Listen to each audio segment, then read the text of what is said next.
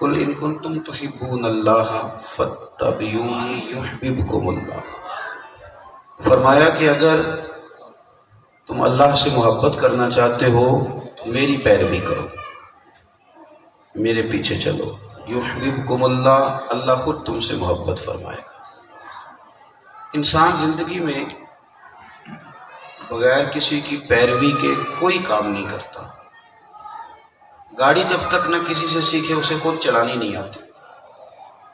وہ کسی کو کھانا کھاتے دیکھتا ہے تو کھانا کھاتا ہے، وہ کسی شخص کو کپڑے پہنتے دیکھتا ہے تو اسے طریقہ اور سلیقہ آتا ہے۔ تو اس نے کسی نہ کسی کے پیچھے تو چلنا ہوتا ہے، اس کا مزاج ہوتا ہے۔ اللہ تبارک و تعالیٰ نے حکم یہ دیا ہے کہ تمہارے لیے بہترین یہ ہے کہ تم مدینے والے محبوب کے طریقے پہ چلو۔ سبحان اللہ۔ اب یہ بات صرف تقریر میں نہیں، اب یہ بات صرف جمعے کے خطبے میں نہیں، بلکہ اب یہ دنیا کی ضرورت بن گئی ہے۔ دنیا ساری چیزیں رکھنے کے باوجود پریشان ہے۔ اپنے آپ کو ہم جھوٹی سی تسلیاں دیتے ہیں۔ کچھ لوگ سمجھتے ہیں کہ گھر میں مکمل ٹائلیں لگ گئیں تو اب شاید ساری پریشانیاں گھر کے باہر رہیں گی، اندر نہیں آئیں گی۔ ایسا نہیں ہوتا۔ گھر پوری طرح تیار بھی ہو جائے پھر بھی وہ آباد تب بھی ہوتا ہے جب اللہ اپنے فضل سے سکون عطا فرماتا ہے۔ کچھ لوگوں کا خیال ہوتا ہے کہ گھر کے ساتھ ڈیرے داری بھی ہو، بھینسیں بھی ہوں، گاڑیاں بھی دروازے پہ ٹھیک کھڑی ہوں، بینک بھی پیسوں کے ساتھ لبریز ہو تو پھر شاید سکون ہے۔ ایسا بھی نہیں ہے، ایسا بھی نہیں ہے۔ سکون اس وقت نصیب ہوتا ہے جب انسان ہر چیز کو اپنی جگہ پہ رکھنے کا عادی ہوتا ہے اور نبی پاک صلی اللہ علیہ وسلم کے بتائے ہوئے طریقے کے مطابق رکھنے کا عادی ہوتا ہے۔ بہت سارے پیسے گھر میں موجود ہوں لیکن اتباع رسول نہ ہو اور بیٹے کو سلیقہ ہی نہ آئے کہ ابا جی سے بات کیسے کرنی ہے۔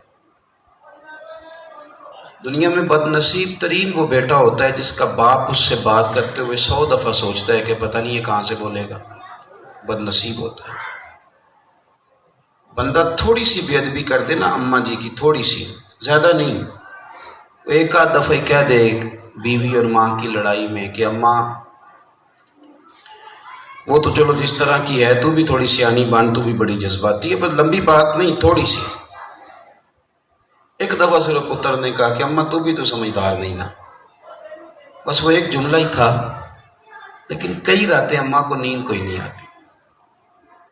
وہ کئی سائڈیں چینج کر کے کہتی ہے کہ میری تو ساری کمائی ضائع ہو گئی، میں نے تو بڑے تھپڑ کھائے سسرال والوں کے اور میں نے تو بڑی تکلیف سہی تھی، اور میری تو امید یہ تھی کہ یہ پتر بڑا ہوگا تو میں دنیا میں چھا جاؤں گی، تو اس نے تو آتے ہی میری ساری عقل ہی ضائع کر دی۔ اس نے کہا اماں تو سیانی نہیں۔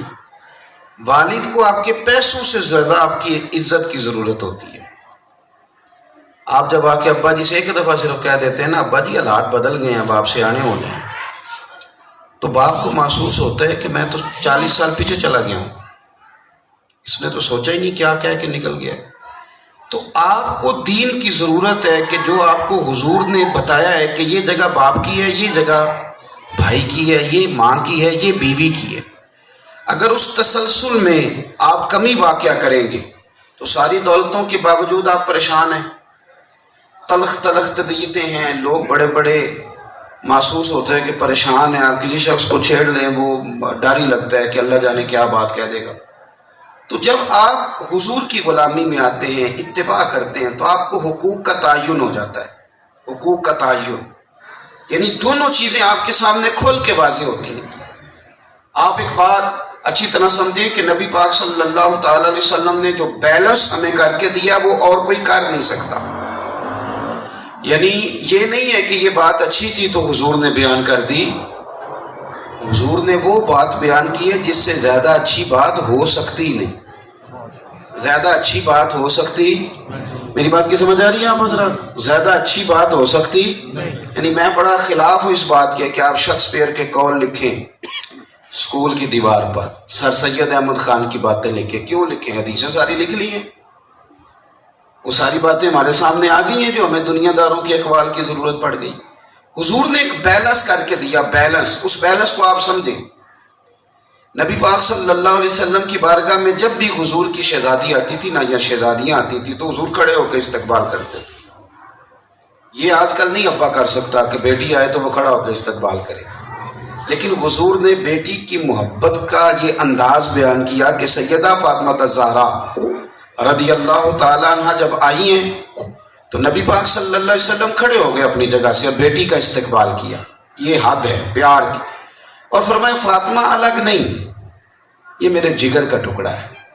بضعۃ منی کہا، یہ نا میرے وجود کا حصہ ہے. یہ پیار کیا بیٹی کے ساتھ. لیکن جہاں سمجھانے کی بات آئی اور جہاں تعلیم و تربیت کا معاملہ آیا تو آپ بخاری پڑھیے. پیار کی حد یہ ہے کہ وہ جتنی دفعہ آئی ہیں حضور کھڑے ہوئے اور حضور نے فرمایا یہ میرے جگر کا ٹکڑا ہے، جس نے اسے ناراض کیا مجھے کیا اور جس نے اسے راضی کیا مجھے راضی کیا. یہ شدت محبت ہے. لیکن دوسرا پہلو کیا ہے کہ بخاری مسلم میں آپ کو حدیث ملے گی کہ سیدہ فاطمہ الزہرا رضی اللہ تعالیٰ عنہ نے آ کے نا اپنے ہاتھوں کے چھالے دکھائے کہ حضور میں چکی پیستی ہوں گھر میں. کوئی بھی نہیں اتنا غریب اب جس کی بیٹی اتنے کام کرے کہ چھالے پڑ جائیں، لیکن ہر دوسرا آدمی رو رہا ہے کہ بیٹی بڑی دکھی ہے. اب کہاں چھالے پڑتے ہیں اور کہاں خواتین اتنا زیادہ کام کرتی ہیں کہ ان اتنی مشقت وہ اٹھائیں. لیکن وہ خاتون جو جنتی جوانوں کی سردار ہیں، جنتی عورتوں کی سردار ہیں اور ان کے بیٹے جنتی جوانوں کے سردار ہیں، اس خاتون کا یہ حال ہے کہ جو سیدۃ النساء اہل جنت ہیں، جو جگر گوشہ محبوب ہیں، ہاتھوں پہ چھالے. اور عرض کی کہ یا رسول اللہ صلی اللہ علیہ وسلم مجھے علی نے بتایا ہے، شیر خدا فرماتے ہیں کہ آپ کے پاس کچھ غلام آئے ہیں تو ایک غلام مل جائے. میں کام کرتی ہوں، چکی پیستی ہوں، آٹا گوندتی ہوں، لیپا پوتی کرتی ہوں، گھر کی ساری مشقت کرتی ہوں، تو مجھے نا مل جائے ایک غلام، میرا گھر میں کام کاج میں ہاتھ بٹائے. اللہ کرے میں آپ کو بات سمجھا سکوں. شدت محبت یہ ہے کہ وہ جب آئی ہیں حضور کھڑے ہوئے، ان کے ہاتھ پہ بوسہ دیا، جگر کا ٹکڑا کہا. لیکن جب سیدہ پاک نے کہا نا غلام مل جائے تو محبوب کریم علیہ السلام نے فرمایا فاطمہ ایک نسخہ نہ بتاؤں؟ یا رسول اللہ حکم کریں. فرمایا 33 بار سبحان اللہ پڑھا کر اور 33 بار الحمدللہ پڑھا کر اور 34 بار اللہ اکبر پڑھا کر. جب بھی تسبیح ختم ہوگی نا اللہ ایک غلام آزاد کرنے کا ثواب عطا فرمائے گا. سیدہ فاطمہ وہاں سے واپس آ گئی، بظاہر غلام نہیں ملا. واپس آئیں، نبی کریم صلی اللہ تعالیٰ علیہ وآلہ وسلم نے کہا کہ یہ تسبیح پڑھو. واپس آ گئی تو حضرت مولا علی شیر خدا نے فرمایا کہ فاطمہ کیا بنا؟ عرض کرنے لگی میں ایک غلام لینے گئی تھی، حضور نے کئی غلام دے دیے. گویا فرمایا جب بھی تسبیح ختم ہوگی غلام آزاد کرنے کا ثواب ملے گا. مفہوم کیا ہے حدیث کا؟ مفہوم یہ ہے کہ پتر یہ تسبیح پڑھا کر، باقی گھر میں چکی تم نے خود ہی پیسنی ہے، آٹا خود ہی گوندنا ہے، گھر کے جو کام ہے وہ فاطمہ خود ہی کرنے. آپ میری بات کو سمجھے. محبت اپنی جگہ پہ عروج پہ، اتنی محبت کے اس کا تقاضا کیا نہیں جا سکتا. لیکن جہاں ان کو جس چیز کی رہنمائی کرنا ضروری تھی وہ بھی میرے محبوب نے کھل کے عطا فرمائی. اور فرمایا یہ کام کاج ہے، یہ بھی. یعنی محبت کا کیا معنی ہے کہ آپ کا بیٹا جس کو مرضی گالی دے دے؟ محبت کا کیا معنی ہے کہ میرا بیٹا جو مرضی کرتا پھرے؟ یہ محبت کا معنی نہیں. آپ اسے اس طرح کا بنا دیں، پیار میں اس طرح کا بنا دیں کہ وہ کسی کے ساتھ گزارا ہی نہ کر سکے، کل کے اس کے بچے بھی تانگ ہوں. یہ کس طرح کی تربیت کی ہے؟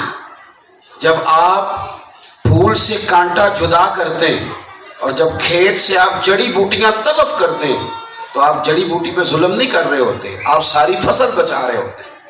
تو تعلیم و تربیت بیٹی کی.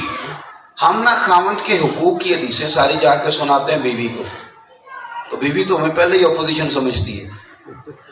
وہ تو کہتے ہیں مولوی صاحب نے یہی دسیا بس کہ جے اللہ تو علاوہ سجدہ جائز ہوں تو میں عورت نو کہنا سی وہ خامد نو کرے کہ یہ تو علاوہ بھی جمعے کو گل سنائی دے.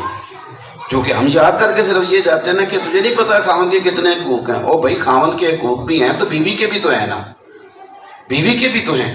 کرنے کا کام یہ ہے کہ یہ حدیثیں آپ بیوی کو نہ سنائیں، وہ آپ سے تھوڑی سنیں گی، وہ تو آپ کو اپوزیشن جانتی ہے.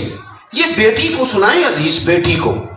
ابا اور بھائی یہ حدیث بیٹی کو سنائے کہ پتر سن، اللہ کے رسول نے فرمایا کہ اگر خدا کے علاوہ سجدہ جائز ہوتا تو میں عورت سے کہتا. میں نے کہا یہ بھائی سنائے بہن کو، باپ سنائے بیٹی کو، پھر اس کا اثر ذرا زیادہ ہوگا، پھر مسئلہ ذرا جلدی سمجھ میں آئے گا. آپ یہ باتیں بیٹیوں کو، بیٹی جب سمجھ جاتی ہے نا تو بڑے بڑے گھر سمجھتے ہیں.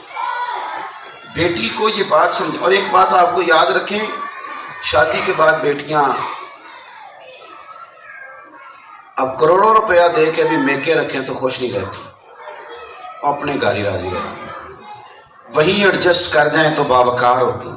بیٹی سے پیار کریں، ان کو عزت، اکرام، محبت، اور جو ان کے حقوق اللہ رسول نے رکھے. اب ہمارے ایک اور بھی مسئلہ ہے، وہ کہتے ہیں تو مجھے حصہ لینا ہے تو پھر ساڈا مریا دا منہ نہ دیکھیو.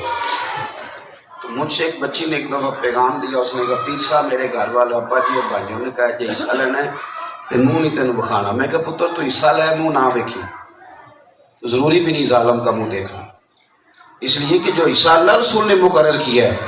یہ کس طرح کی لڑائی ہے؟ اور یہ حصہ صرف اس نے نہیں دینا جس کی 24 ایکڑ زمین ہے، جس کا 5 مرلے کا مکان ہے اس کی بیٹی کا بھی حصہ بنتا ہے. جو 2.5 مرلے کے گھر میں رہتا ہے اس کی بیٹی کا بھی حصہ بنتا ہے. یہ کیا معاملہ ہوا؟ تو تیری شادی کر دی، پتر کی شادی نہیں کی تھی. اور یہ کہ اس کو 4 دفعہ کاروبار بنا کے دیا، اس نے اجاڑ دیا تو اس کا حصہ بھی قائم ہے. اور بیٹی کی شادی کر کے اس کا حصہ ضائع کر دیا. اس کو آپ حصہ دیں گے، وہ حصہ اللہ رسول نے مقرر کیا، اس کا حق ہے، اسے دیں، اسے مالک بنائیں اور اس کو دیں آپ، اور اپنی قبر کو ہلکا جانیں. اور یاد رکھو پتر تو بھول جاتے ہیں، پتر تو کام لگ جاتے ہیں. تیرے لیے جب رو کے دعا کرتی ہے تو تیری بیٹی کرتی ہے، تیرے لیے جب ہاتھ پھیلاتی ہے اور لفظ بعد میں ادا کرتی ہے. میں اکثر دوستوں کو مثال دیتا ہوں، بیوی کو 1 لاکھ روپے آپ عید پہ دے دیں، شاپنگ کرا دیں تو کہتی تو نوکھے نہیں دینا، ساری دنیا دے دی ہے، تیری ذمہ داری یہ دینا. لیکن بہن کو 600 کا بھی کبھی جوڑا دے دیں نا، تو یہ سب کی بہنیں ایسے ہی کرتی ہیں، ہماری بھی آپ کی بھی. 600 کا بھی جوڑا دے دیں تو روئی پڑتی ہے، کہتی میرے ویر نال اللہ چنگا ہے ہی کوئی نہیں. تو بیٹیاں تو جلدی راضی ہو جاتی ہیں. یہ تو دعا والا مقام ہے، یہ تو برکت والا مقام ہے، یہ تو وہ مقام ہے جہاں رحمت چھلکتی. ان سے خاص محبت کی جائے، ان کو اعزاز دیا جائے.